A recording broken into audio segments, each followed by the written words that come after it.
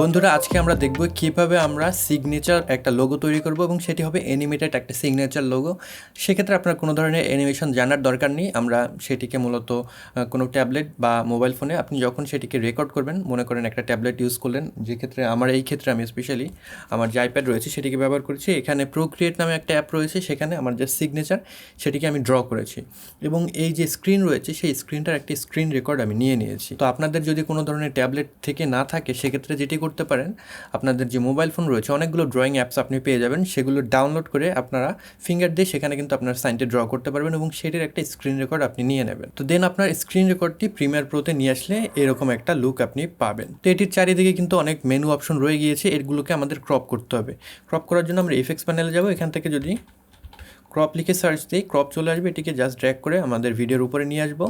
And এখানে যে value রয়েছে সেগুলোকে একটু আমরা যদি ইনক্রিজ করি তাহলে চারিদিক থেকে এটি ক্রপ হতে শুরু করবে। তো আমাদের যতটুকু দরকার সেই পরিমাণে আমরা চারিদিক থেকে এটিকে ক্রপ করে দিলে এরকম একটা ক্লিন লুক পাবো। তো এটি ব্ল্যাক অ্যান্ড হোয়াইট রয়েছে, তো এটির যে আর্টবোর্ড সেটি কিন্তু ব্ল্যাক কালারের। আমি যদি এখানে মাঝখানে কোনো কিছু নিয়ে আসি তাহলে আপনারা জিনিসটা বুঝতে পারবেন।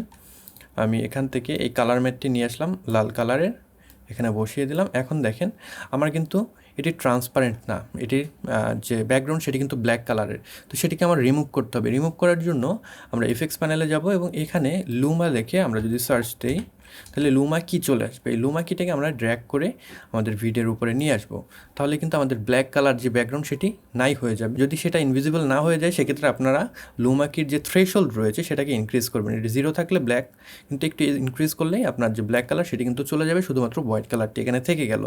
তো এখন কিন্তু আমাদের লোগোটি ট্রান্সপারেন্ট হয়ে গেল। আমি যদি এইটিকে ডিলিট করে দেই তাহলে দেখতে পারবেন আপনার যে লোগো রয়েছে সেই লোগোটি কিন্তু এইরকম একটা অবস্থায় রয়েছে। তো এখন কিন্তু এটি ট্রান্সপারেন্ট হয়ে গিয়েছে।